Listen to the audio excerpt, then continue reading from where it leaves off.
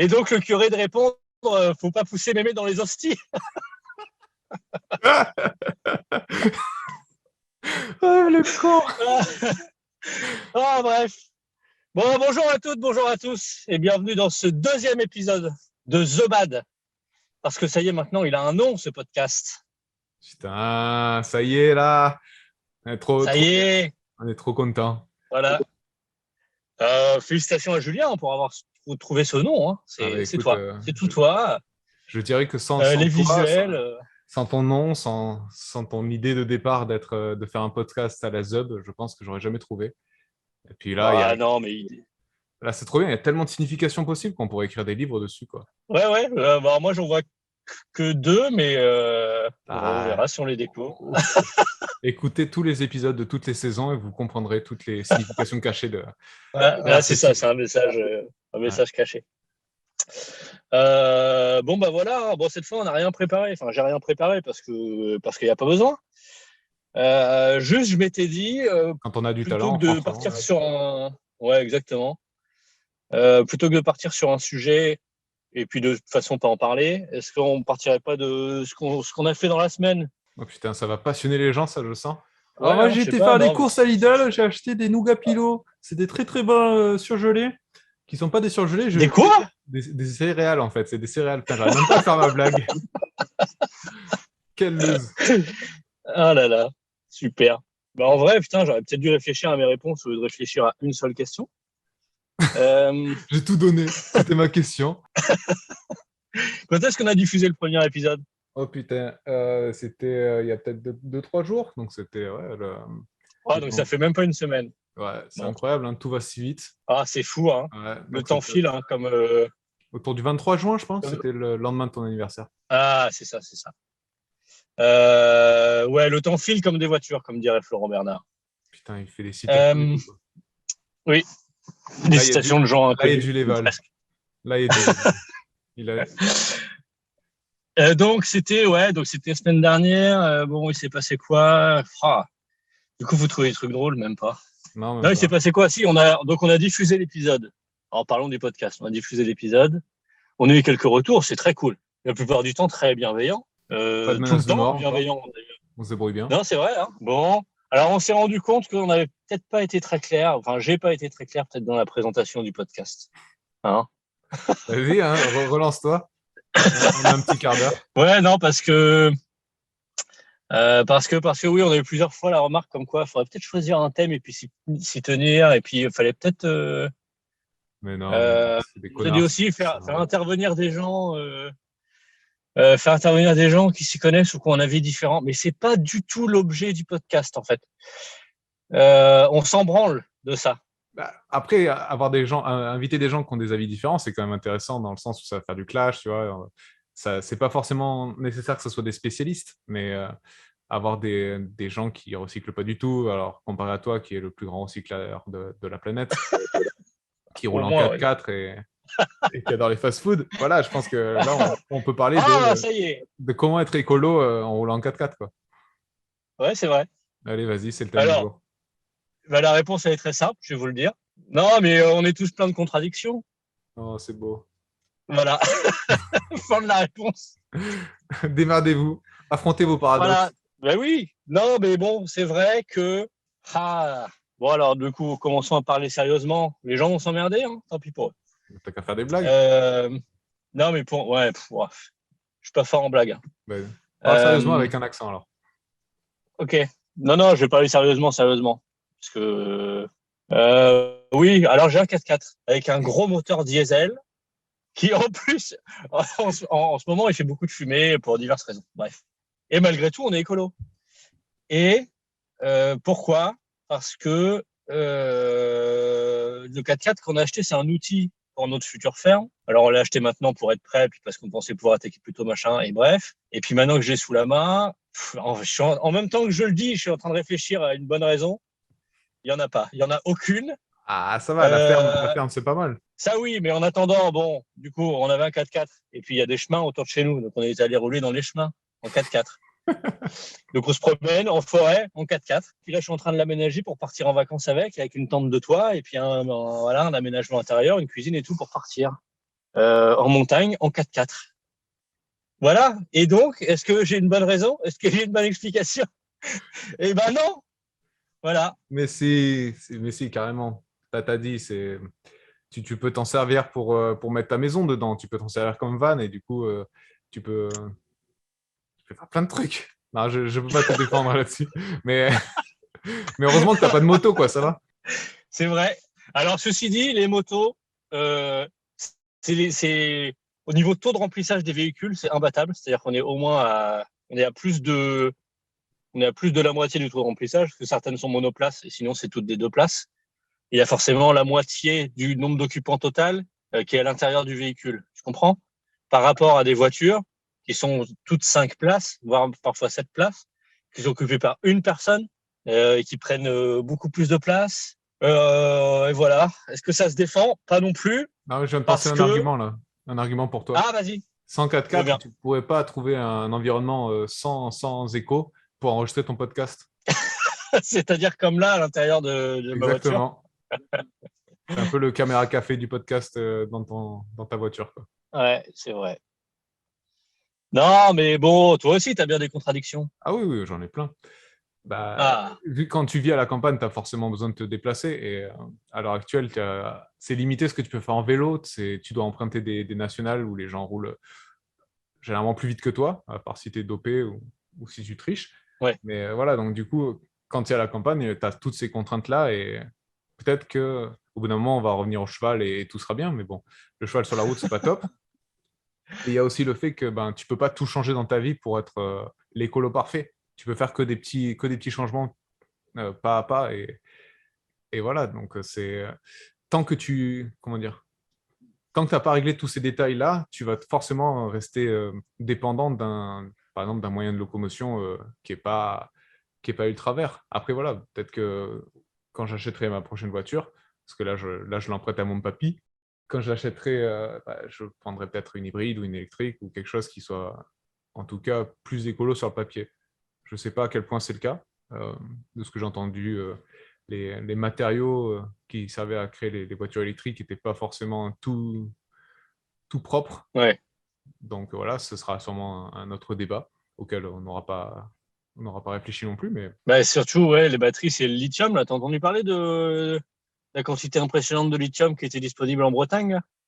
en Bretagne, tu fais la pub pour ta région? Non, non, non, mais il y a eu les gens commencent à se soulever et se battre parce que, ah ouais, d'ailleurs, ce serait une question intéressante, mais bref, on a découvert en Bretagne, dans une zone protégée, un gisement de lithium Ok.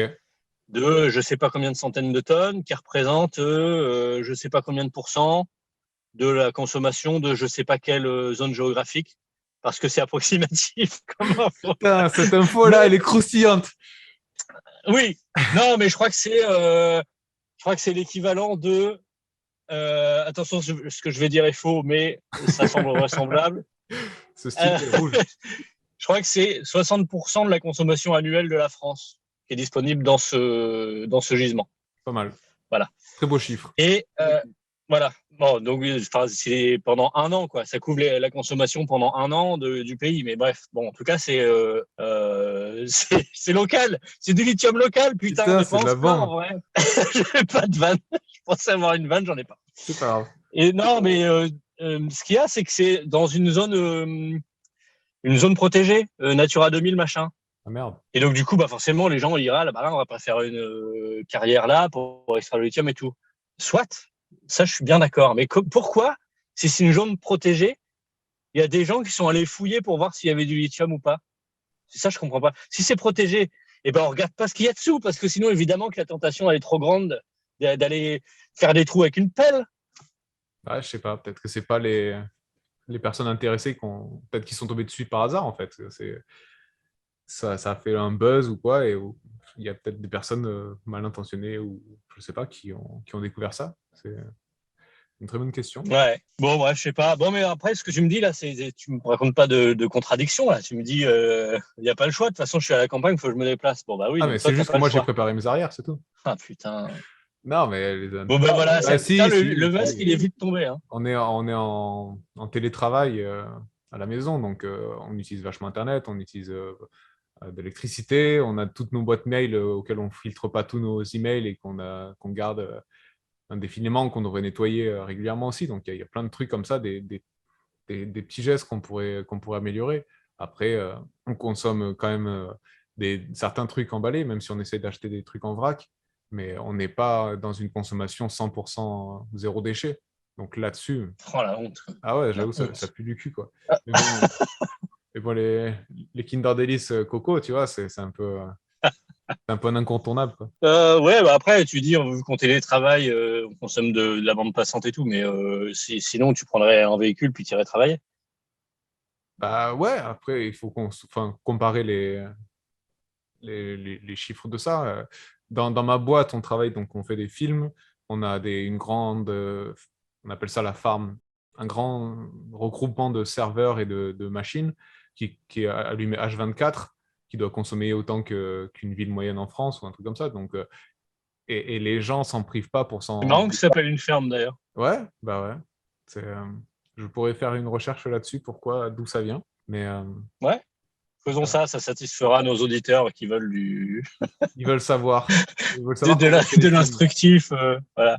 Ouais. Non, oui, et donc, excuse-moi, tu disais, les serveurs, ils tournent tout le temps Bah oui, donc et ça consomme à concrètement, mort. bah oui, et vu que l'industrie du film a énormément d'argent, eh ben, ils s'en battent les rotules un peu de refaire les mêmes images plusieurs fois, de changer d'avis à la dernière minute. C'est un truc, c'est devenu une industrie, donc c'est euh, c'est pas du tout vert. Et tu vas cramer des gens, bon, sans parler des burn-out et des trucs comme ça, mais tu vas avoir des dépenses et des gaspillages incroyables là-dedans.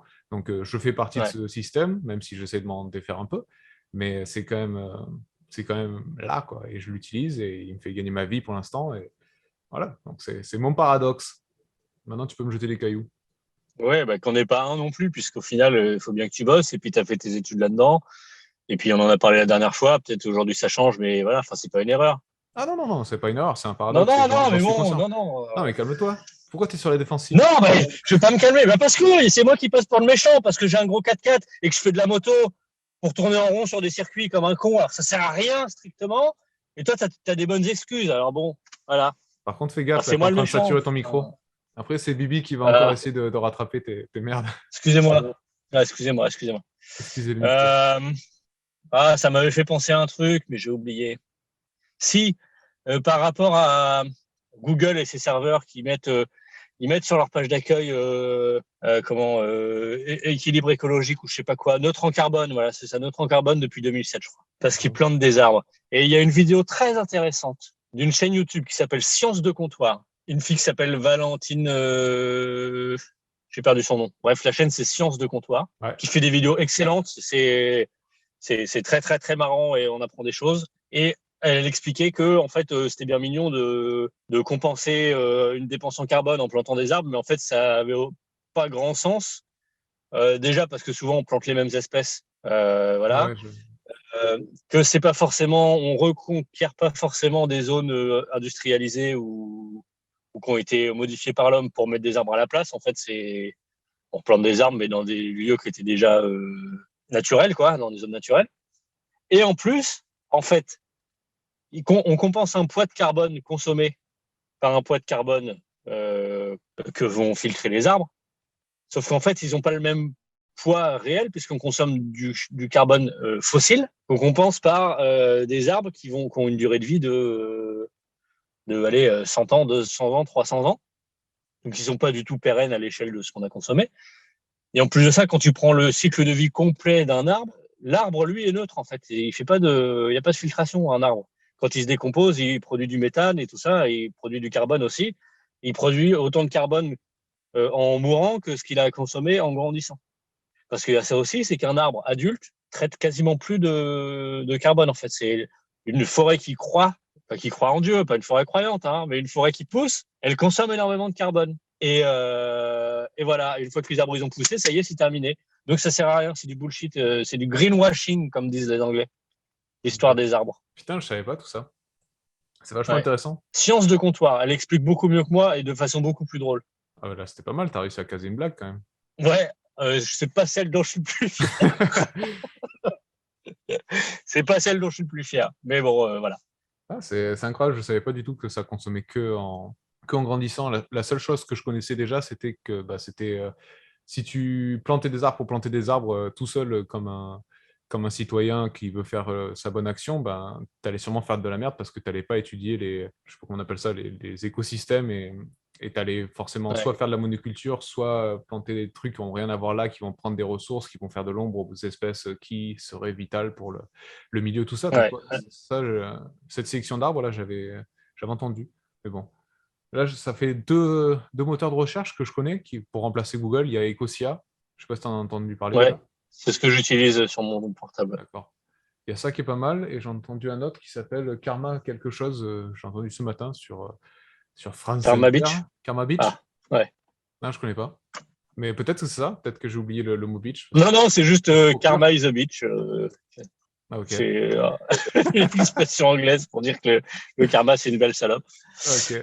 Ben voilà. Et du coup, il y a de plus en plus il y a de plus en plus d'alternatives en fait pour ceux qui veulent pas participer à ça en fait. C'est bien Ouais. d'être conscient que ça existe. Ouais, après, j'utilise Ecosia sur mon téléphone et il y a quand même quelques fois, il faut que j'aille retaper ma recherche sur Google parce Ah, que les résultats sont plus. Ouais. Donc bon, forcément, ils peuvent pas avoir la puissance de Google. Hein. je crois qu'il faut C'est désactiver monstrueux, mais bon. ces adblocks aussi. Je sais pas si tu as ça sur ton téléphone. Si tu as des Non, filtres de pub, bah du coup, je non. crois que leur truc ne marche pas. Merci d'avoir défini AdBlock. Bah écoute, peut-être qu'il y a des gens qui sont au-dessus de 60 ans et qui peuvent Non, ne pas non, savoir non, ce que c'est. c'est pour moi que tu l'as fait. Tu me prends pour un imbécile, Julien, je le sais. N'importe quoi. N'importe quoi. Mais ouais, ils avaient même Ah lancé carte oui, bleue, Ecosia. Le c'est vrai. sachet-tu. Le sachet-tu. Et d'ailleurs, est-ce que dans ton coin là-bas, dans le Vaucluse, il y a de la. Ah bah ça y est, j'ai perdu le nom. La monnaie locale. Je sais pas Tu encore. connais ce principe-là de monnaie Ouais, ouais, locale? c'est pour les économies circulaires locales. Ouais, bah ok. Ouais. Putain, je vais rien t'apprendre. Non, mais pour le coup, je sais pas. C'est une très bonne question. Je sais qu'ils sont de plus en plus, enfin, en tout cas, là où je suis, près de l'île sur la Sorgue, Ouais, ils ont l'air d'être vachement portés sur le bio et je pense que peut-être que ça pourrait se faire si c'est pas déjà en place. Je crois que c'était ouais. dans le sud-ouest de la France. Je sais plus si c'était Bayonne ou qui l'avait mis en place déjà. Je sais pas si tu connais des exemples. Oui, bah nous, on en a une pas loin de la maison, là. Trop bien. Comment elle s'appelle? Ça s'appelle l'Aniel. Ok. Et donc, bah, pour expliquer un peu ce que c'est une monnaie locale, c'est t'achètes des annuels avec des euros, en fait. Et ce qu'il y a, c'est que tu peux les. En fait, ça force à les dépenser localement, puisque il faut que. Enfin, tu peux les dépenser dans des commerces adhérents, et il faut toi-même être adhérent pour acheter des annuels. Et voilà, ça permet de. Si tu t'achètes 100 euros d'annuel, ça te fait. C'est équivalent 100 euros. Hein. Ça n'a pas plus de valeur ou pas, il n'y a pas de spéculation, quoi, mais pour 100 euros, tu as 100 annuels. Et quand tu payes en annuel dans un magasin, tu payes une annuelle pour 1 euro. Et ce qu'il y a, c'est que eh ben, au moins, c'est un réseau qui est organisé et puis l'argent circule dans les commerces qui font partie du truc et comment dire, qui signent ou qui suivent une charte un peu vertueuse, quoi. Ça, tu peux le voir de Voilà, c'est le l'extérieur principe du d'une monnaie locale. magasin avant d'y aller ou pas? Ouais, ouais, il y a les petits stickers. Ah, trop bien. Ouais. Et sinon, sur le site de l'Aniel, il y a la liste des commerçants. Putain, Et ouais, puis voilà. vas-y, vas-y. Tu payes une adhésion à l'année, je sais plus combien c'était. Ah, malgré tout, tu payes une adhésion? Je sais plus. Ouais, ouais, mais c'était pas grand-chose dans un petit truc. Je crois que c'était 10 balles, j'en sais rien. Ah ouais, d'accord. Enfin, voilà. Ok. Bah, je pense qu'on a fait le tour de tous nos sujets. On a tout lâché là. Je pense que on va vous dire à bientôt à tous les auditeurs. Ça nous a fait vachement plaisir Allez, de partager ça avec vous. On attend vos retours comme d'habitude. yes. Yes. Ouais, ouais, n'hésitez pas. On partage ça. Alors, comment. Ouais, faut qu'on trouve peut-être un moyen de diffusion. Bref, on s'en fout. C'est sur Spotify, sur toutes les plateformes. Démerdez-vous, cherchez sur internet The Bad, Ouais, vous tapez The Bad. The Bad Podcast. Non, mais si les gens entendent ce qu'on est en train de dire, sois pas con. S'ils entendent ce qu'on est en train de dire, c'est qui ça vous sait. Peut-être que c'est un ami qui leur a envoyé ça. Ouais, Peut-être c'est vrai. que Ouais, c'est partagez à vos amis. partage de liens. Envoyez à toutes vos familles, toutes vos amis, tous les gens que vous fréquentez, qui vous avez plus parlé depuis 20 ans, que vous êtes Ah ouais, encore ça, en ce contact serait sur bien. Facebook ou sur Copain d'avant, là. Tous les trucs comme ça, Ah, partagez tout. si on pouvait avoir des histoires de renouade d'amitié grâce à The Bad. Grave. ce serait vraiment insignifiant. On s'en bat les couilles. Allez, Bref, ça nous a fait allez, plaisir. merci d'avoir écouté. Oui, merci Julien, ça m'a fait plaisir de t'avoir au téléphone. À bientôt, plus tard peut-être. J'espère que le son n'était pas trop pourri parce que comme un abruti, j'ai pas préparé mon matériel. Mais si, tu l'as fait. T'as l'habitude. Ouais. Allez, Allez. la bise. Gros bisous. Ciao.